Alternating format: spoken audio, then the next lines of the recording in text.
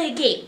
It's going to be called You Know Leanne is Sick When She's Filming in the Living Room. She has literally only put on a bra for your comfort. This is the first time she's had actual eyebrows for 3 weeks. Nothing below the waist matches. Oh wait, everything on that list except filming in the living room, that's normal. Never mind, can't win them all. Hi guys, it's Leanne and I am here today for my first ceremonious book unhaul of the year. In my goals video, which you can watch up here, I said that I want to do three unhauls during the year, 3 raids of my shelves and huge clear outs out of my house, just get out of my house, of books that I have either read and have really liked but probably won't read again, books that I have absolutely hated and have DNF'd and just need to not be here anymore. Or books that I've been holding on to for other reasons, of which there are quite a few in this unhaul. So let's get started. Book the first is actually a book that I want your opinion on. It's the only book in this entire pile that I'm really kind of swithering about whether I should throw or not, because I'm not sure whether it really actually is my thing, just in the disguise of something that's not quite my thing. This one is The Trouble with Goats and Sheep by Joanna Cannon, and this one took the literary fiction stands off BookTube by absolute storm in like 2015 or 16. I think this came out in 2016. Yes, haha, I have a semi-decent memory for dates that don't matter, not any dates that do. I don't remember any of my family's birthdays. So many people at the time told me to pick this up. So many people were like, Leanne, this is a Leanne book, and so I did.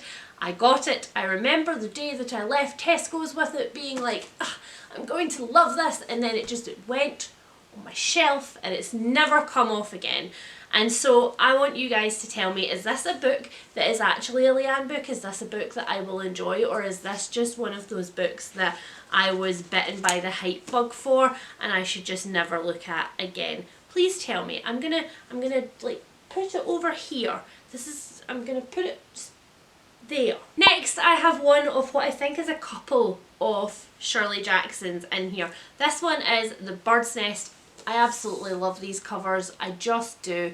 I went through a little bit of a Shirley Jackson revival love affair a couple of years ago and bought a couple of her books that I hadn't actually read, and this was one of them, and I started it and I really don't like it. And what I have realised is that young me was super impressed with Shirley Jackson and just wanted to read all of this stuff, and older me has found far more horror-y things to her taste than the kind of weird subversive middle America thing that Shirley Jackson plays with a lot, and I don't think I like Shirley Jackson anymore, guys. I'm sorry. Except for We Have Always Lived in the Castle, because ain't nobody gonna take Mary Cat away from me. The next book I have is actually a literary fiction short story, and it's one that I'm really sad about. I fell in love with Sarah Moss when a lot of other people did when The Tidal Zone came out, and I bought basically her backlist. And this was a new release that came out very recently, and it's Ghostwall, and it's just weird. It's weird. It was depressing from the very first page. It was just painfully morose, and I don't really understand why. I don't understand the purpose of it. I don't know what it was trying to do. So yeah, this one it didn't work for me, and I'm really, really sad about it, because now I have a very incomplete collection of Sarah Moss, but don't worry, no books or Leanne's were harmed in the filming of this video. The next one that I have is a perfect example of books that I am not getting rid of because I hate them, because I absolutely love this book. This is The Long Way to a Small Angry Planet by Becky Chambers. It's the first book in the Wayfarers series, of which I am an absolute devotee. The only reason that I'm getting rid of this one is because I have duplicates of it. So I am looking for a nice bookish home with one of my bookish friends who is gonna love this series. The next one that I've got is one that I'm super sad about, I'm not even gonna lie. It is in A Cottage in a Wood by Cass Green, and it's a thriller that just absolutely did not work for me. It has all of the things that should have worked for me, but here's what didn't. The writing was plodding and simplistic, and I felt like I was slogging. This is such a short book. This is like just barely scrapes 300 pages, and it should have been a page turner. I should have flown through it. It had everything in it that said this is a Leanne book, and it didn't meet my expectations. No thank you, ma'am. No thank you. Oh, the next one that I have is also a thriller. This is Saving Meghan by DJ Palmer, and I feel a bit like this one is not so much poorly written and poorly conceived as it is a little bit trope heavy, and it's everything that you think it's going to be from page one. This is essentially a story about Munchausen's by proxy, and I feel like it is very much just picking up the Gypsy Rose Blanchard train that everybody is on right now. Don't get me wrong, I've watched the act, it's fabulous, but I don't think I need to read a thriller about it. I don't think I need to read 10 thrillers about it. Oh, speaking of not that good a book, I have got Sunshine State by Sarah Gerard. This is a collection of memoir style essays, and again, I've talked about this book before on my channel. It was one of the books that I really wanted to give a go and get off on my shelves that had been there for a really long time. The first essay is about a friendship breaking down, and it's about how essentially a friendship is a relationship without the sexual aspects of it. It is just as intimate, there's just as much love involved, and how horrible that is when that gets taken away.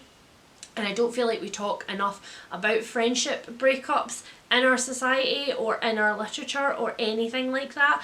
You're not really told how to deal with it as an adult, and this book, you know, the very first essay very much delved into that, and I thought, oh god, if everything is going to be as good as this very first essay, then I'm going to love it. And it wasn't. Oh, it's so frustrating, because if I could just like rip out the first section and just keep it and have that and the beautiful cover, but no,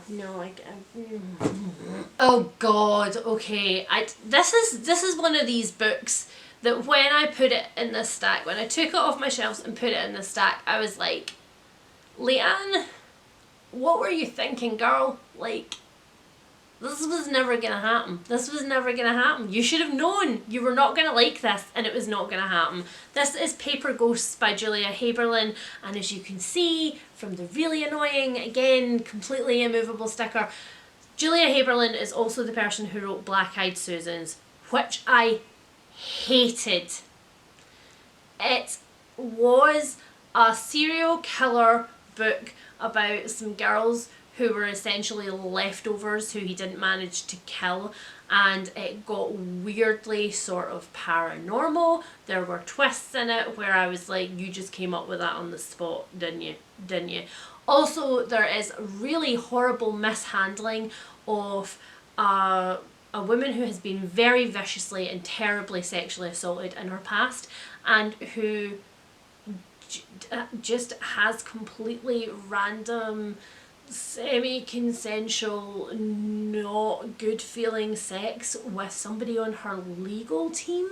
It's just not, it was not okay. It left me feeling really uncomfortable, and like the author couldn't be bothered to do her research.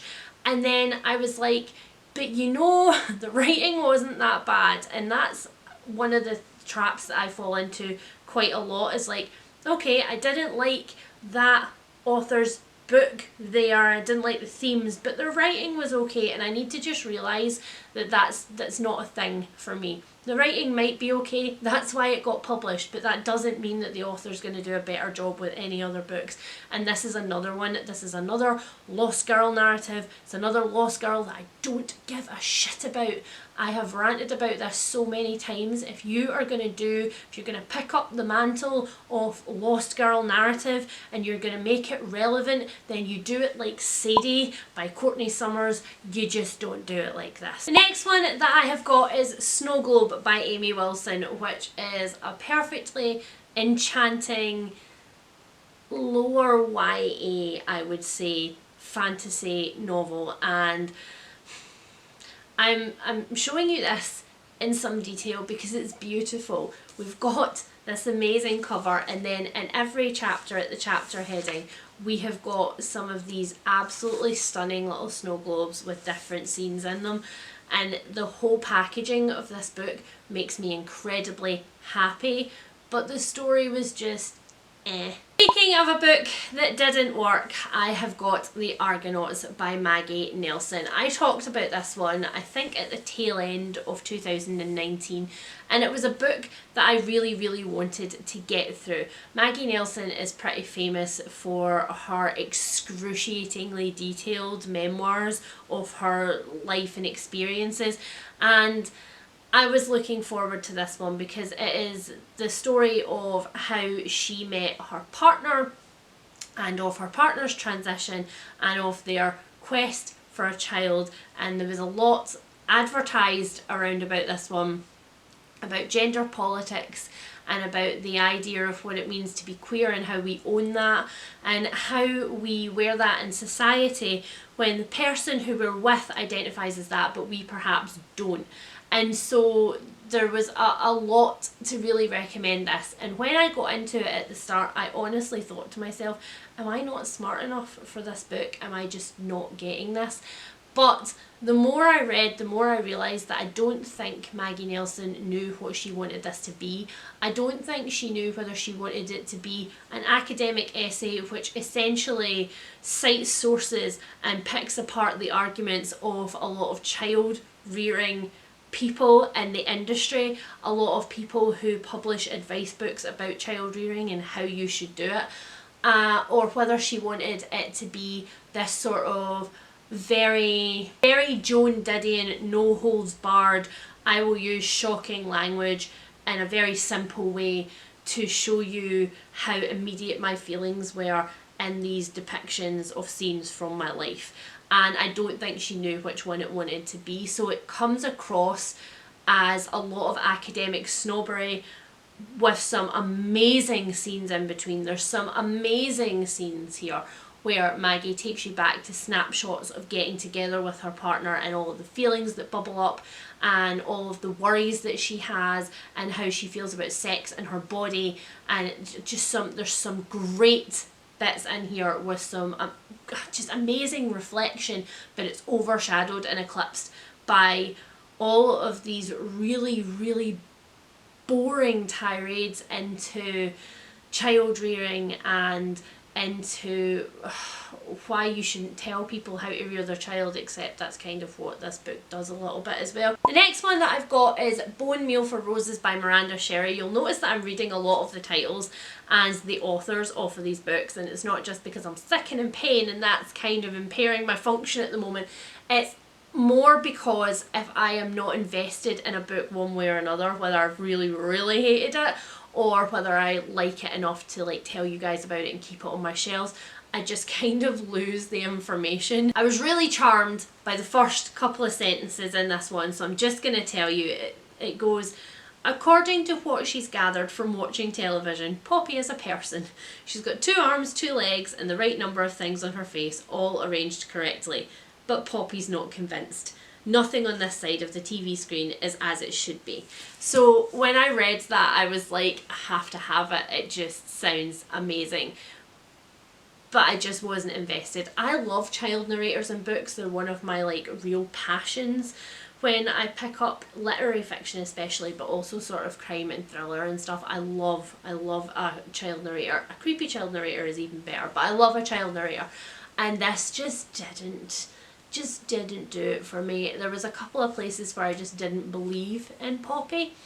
As a kid, I felt like her perspective was too wide for somebody of that age, and so yeah, I gave up on it, which is a shame because the whole premise just could have been so much more. I feel like that's kind of a theme for the next book as well. This is The Rest of Us Just Live Here by Patrick Ness. This one was, like a lot of Patrick Ness's books that I've tested so far, interesting, but just not very engaging. It had a great premise. I actually really liked the narrator, and there was a lot of laughs because there is a lot of laughs in Patrick Ness's books. But I just didn't feel like I was that bothered about how the story resolved. I just didn't want to spend the next 200 pages in this world, and so I gave up on this one.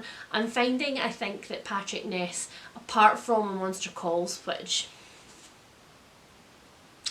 we won't go into, but I'm finding that Patrick Ness as an author outside of that book is kind of like an author that I like the idea of, but when I pick up his stuff, I'm never enthused.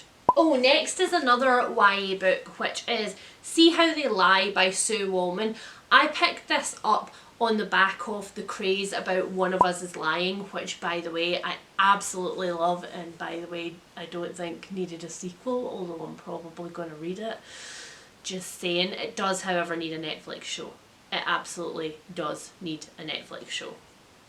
Let's not get it twisted. But this, once again, just didn't really do it for me. I was not bothered about the premise, like supremely unbothered, as in I was within the first 10 pages like, I don't care. I don't care. I don't care if you solve it.